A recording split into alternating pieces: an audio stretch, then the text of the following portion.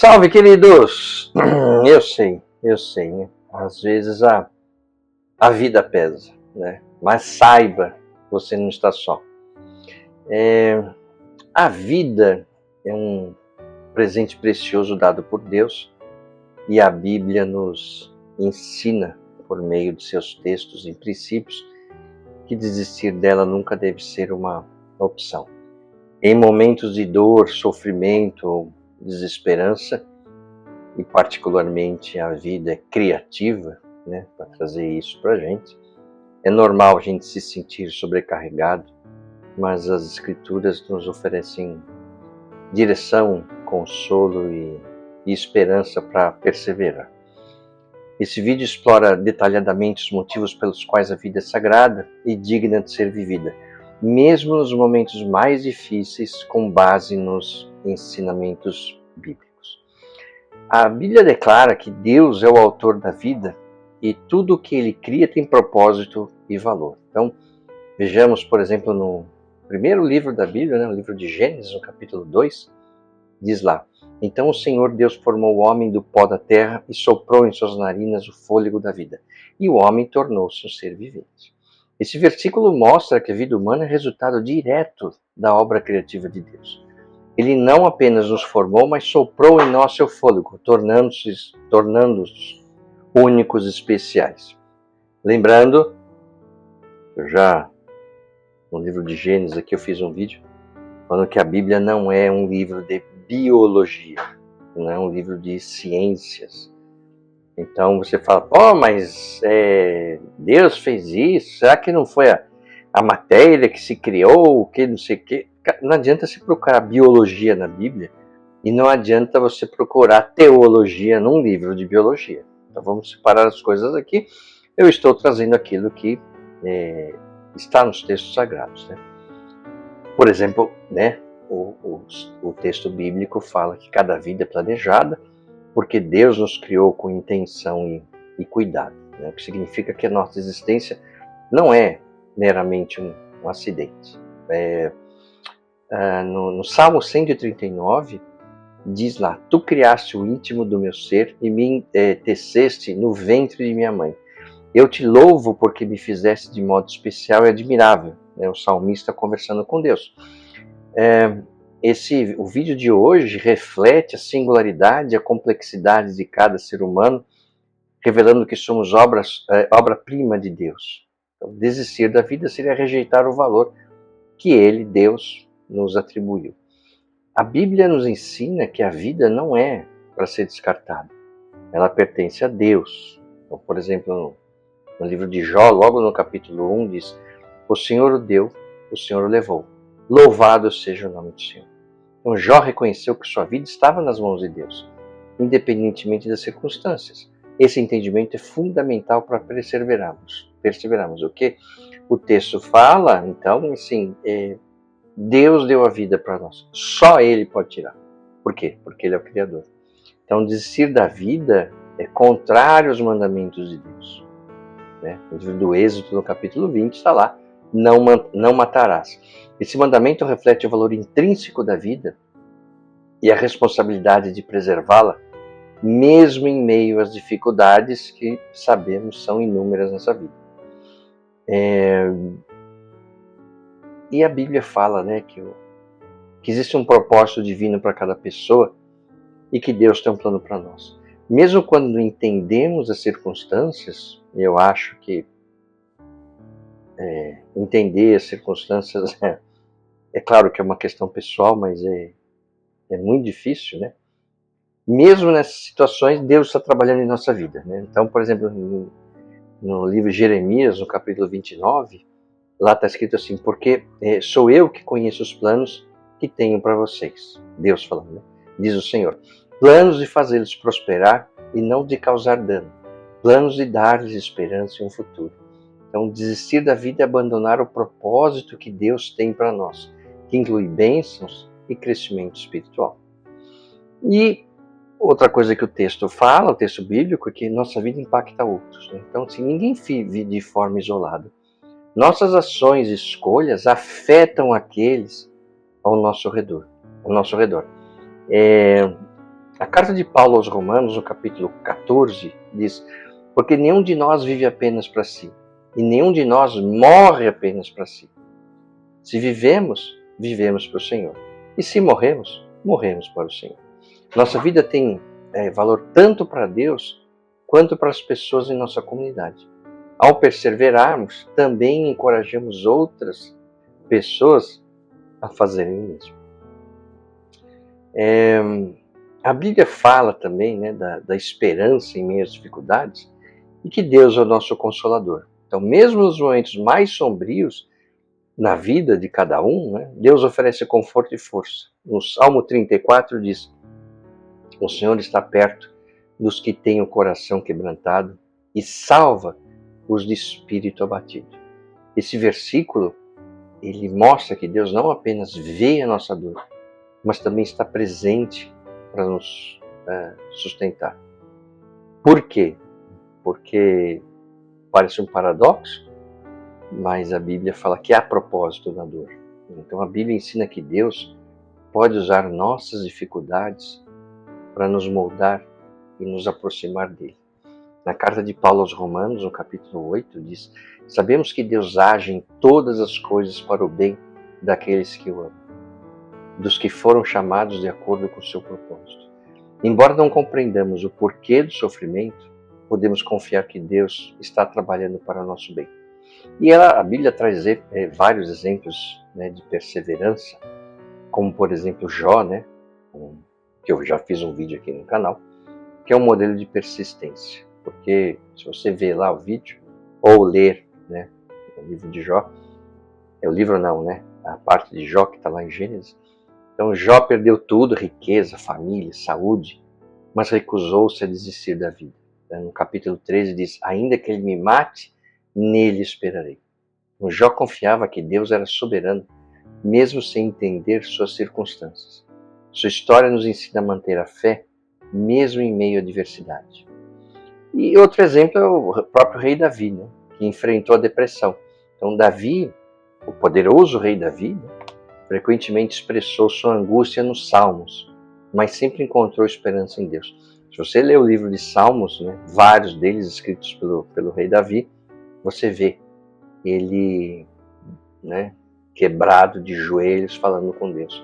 Salmo 42 diz: por que você está assim tão triste, ó minha alma? Por que está assim tão perturbada dentro de mim? Ponha a sua esperança em Deus. E esse texto, esse salmo, né, mostra que é possível enfrentar sentimentos de desespero e ainda assim confiar em Deus. A própria história de Jesus, que é uma razão para a gente continuar, né, dado que Jesus enfrentou o sofrimento por nós e, puxa vida, veja o sofrimento que ele passou, né? Então Jesus, sendo perfeito, escolheu suportar o sofrimento para nos dar vida eterna, né? No Isaías, né, o texto de Isaías, capítulo 53, diz: ele foi desprezado e rejeitado pelos homens, um homem de dores, experimentado no sofrimento, mas ele foi ferido por causa das nossas transgressões. Se Jesus não desistiu de sua missão, mesmo enfrentando dor e rejeição, nós também podemos encontrar força nele para perseverar. Eu fiz aqui um vídeo também no canal sobre por que Deus coloca a gente no deserto, é isso. Então o sofrimento de Cristo não foi na cruz só, que foi um enorme sofrimento, mas quando ele vai para o deserto e fica lá 40 dias em jejum, sendo tentado por Satanás, ele não desiste da missão dele. E Deus promete vida em abundância. Então Jesus oferece uma vida plena, mesmo em meio às atribuições. Por exemplo, no livro de João, eu já fiz um vídeo aqui no capítulo 10, diz: eu vim para que tenham vida e a tenham plenamente. Essa promessa nos dá razão para continuar, sabendo que em Cristo temos uma vida rica em significado e propósito. E né, entre os vários ensinamentos nesse aspecto que a Bíblia traz, é que o sofrimento é temporário. Então a Bíblia nos lembra que as dificuldades da vida são passageiras em comparação com a eternidade. Então na carta de Paulo aos Coríntios, no capítulo 4, está lá: pois os nossos sofrimentos leves e momentâneos estão produzindo para nós uma glória eterna, que pesa mais do que todos eles. Quando colocamos nossos olhos na eternidade, ganhamos forças para superar os desafios presentes. E a Bíblia fala também a promessa de um futuro glorioso, onde Deus promete um futuro sem dor nem tristeza, tristeza para aqueles que confiam nele. No livro de Apocalipse, de João, que eu também já fiz um vídeo aqui também no canal, lá diz no capítulo 21, ele enxugará dos seus olhos toda lágrima, não haverá mais morte, nem tristeza, nem choro, nem dor, pois a antiga ordem já passou.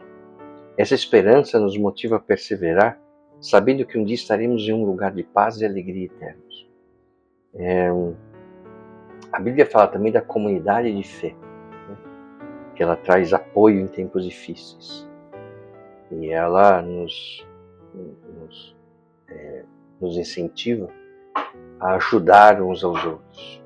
Lá diz, a igreja é um lugar onde encontramos apoio e encorajamento.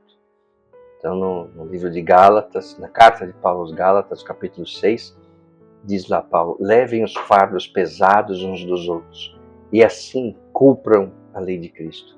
Então, compartilhar nossas lutas com outros crentes nos fortalece e nos ajuda a enfrentar os desafios.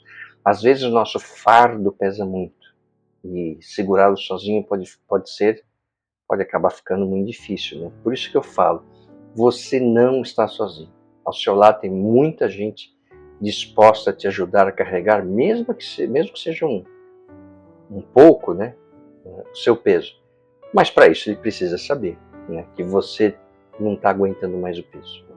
Nossa vida tem valor porque somos membros do corpo de Cristo, com um papel único a desempenhar. Na carta de Paulo aos Coríntios, que eu já fiz um vídeo aqui também, no capítulo 12 ele diz, ora, vocês são o corpo de Cristo e cada um de vocês é uma parte dele. Então, desistir da vida seria abandonar nossa função no plano maior de Deus. A Bíblia nos ensina que Deus nos chama para sermos moldados à imagem de seu Filho, Jesus Cristo. Na carta de Paulo aos Romanos, no capítulo 8, diz lá Paulo, pois aqueles que de antemão conheceu também, os que predestinou para serem conformes à imagem de seu Filho, a fim de que ele seja o primogênito entre muitos irmãos. Então, o propósito de Deus é nos transformar espiritualmente, santificando-nos e nos tornando mais parecidos com Cristo em nossas atitudes e ações. Por mais que a solidão ou o sofrimento pareçam insuportáveis, você não está só. Muitas pessoas ao seu redor se importam com você, mesmo que por vezes isso pareça difícil de enxergar. Às vezes na dor, nossa mente nos convence de mentiras, né? Que somos um peso, que ninguém se importa, ou que as coisas nunca vão melhorar, né? Mas essas são apenas sombras momentâneas que o nosso próprio cérebro cria. A verdade é que sua vida tem um impacto profundo no mundo ao seu redor, mesmo que você não perceba agora. Evidentemente que isso também varia de pessoa para pessoa. Nós estamos, por motivos óbvios, o objetivo do canal aqui é falar sobre os textos bíblicos. E claro que, né, se apegar a algo maior, né, como nos ensina a Bíblia, pode ser uma ajuda. Existem outras ajudas químicas, né, de profissionais e médicos que podem ajudar quem está passando por uma tristeza profunda. Então, como a própria Bíblia diz, todo sofrimento é passageiro. Né? Tudo que a pessoa que sofre, né, e que sente agora, como a dor, a tristeza, a angústia, é real para ela, claro, mas não é eterno. A Bíblia nos ensina em Eclesiastes, que eu também fiz um vídeo aqui nesse canal, em Eclesiastes, no capítulo 3, lembrando, escrito pelo rei Salomão, que há tempo para tudo e uma estação para cada propósito debaixo do céu. Isso significa que a dor que você sente hoje não será para sempre. Assim como a felicidade também não é, vai passar, a vida é assim. A vida não é uma linha reta, a linha é uma senoide de altos e baixos, né? Vales e picos. E às vezes o vale é maior, às vezes o pico é maior, enfim, né? A vida não é uma coisa linear, né? Todas as pessoas foram criadas de forma única, com talentos, com sonhos. e uma missão que só você pode cumprir. A Bíblia diz, né, no livro de Salmos, Salmo 139, tu criaste o íntimo do meu ser e me teceste no ventre de minha mãe. Eu te louvo porque me fizeste de modo especial e admirável. Você, as pessoas, todos nós, fomos feitos com amor e cuidado. Não é um acidente, um erro ou alguém sem valor. Sua existência é parte de um plano maior. Mesmo que agora você não consiga ver, há um propósito poderoso em sua vida. Quando oramos, pensamos em trazer Deus para o nosso mundo. Mas o objetivo real da oração é levar-nos para mais perto dele, é nos tornarmos mais divinos e não Deus mais humano. Então é normal a gente orar para Deus, falar, Deus, olha como está ruim aqui, olha como eu estou passando, olha que não sei o quê. Se você pega os Salmos, grande parte dos Salmos fala sobre isso. Pô, Deus, me ajude, olha que não sei o quê, parará. Como que a gente quisesse um apoio, e é natural, né, pedir esse apoio, mas na verdade a oração, ela tenta, né, nos aproximar da divindade, e aí sim, com uma nova perspectiva, a gente olhar para as nossas dificuldades. Evidentemente que não é fácil. Todos nós passamos por momentos difíceis, todos nós já caminhamos nos nossos desertos, no vale da sombra, né, como diz o Salmo, e realmente não é fácil. E às vezes quem está lá nesse deserto, nesse vale das sombras, é muito difícil ter uma perspectiva um pouco maior. Por isso que é legal, né, pedir ajuda, porque às vezes a pessoa que você vai pedir ajuda, ela ou ir buscar ajuda nos textos bíblicos, tal, você consegue enxergar um pouco mais adiante. Né? Para quem está passando por uma situação dessa, é muito comum ela ficar míope, né? E só olhar aquilo que é imediato. E aquilo que é imediato é o sofrimento que ela está passando. Então, a Bíblia é clara ao ensinar que a vida é sagrada, valiosa e cheia de propósito. Não importa quão sombrias sejam as circunstâncias, né? Há sempre esperança em Deus. Ele nos criou, nos sustenta e nos promete uma eternidade gloriosa. Então, preservar na vida é um ato de fé e obediência que glorifica a Deus e impacta positivamente o mundo ao nosso redor.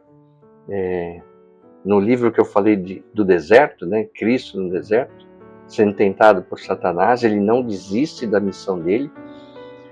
Ele vai lá, ele continua, ele foi 40 dias no deserto, você imagina como é que fica o aspecto físico, e Satanás vai lá e tenta ele pelo aspecto físico, e tenta ele pelo aspecto do ego, quando ele fala, se joga daqui de cima do templo, porque todo mundo possa ver a sua glória, ou leva ele para o alto da montanha e fala assim, tudo isso daqui pode ser seu se você me adorar, e ele fala, não, para Satanás. Por quê? Porque estou sofrendo, está difícil, são 40 dias no deserto, mas eu tenho a minha missão. E eu me alimento, né, das palavras de Deus. Se você está enfrentando momentos de dificuldade, e, de novo, todos nós passamos por momentos de dificuldade, e quando a gente passa por esses momentos de dificuldade, é muito comum a gente achar que só a gente que está passando. Você olha para o lado, está todo mundo vivendo a sua vida, está todo mundo, né, aparentemente tudo bem, mas cada um carrega a sua cruz, né, como diz.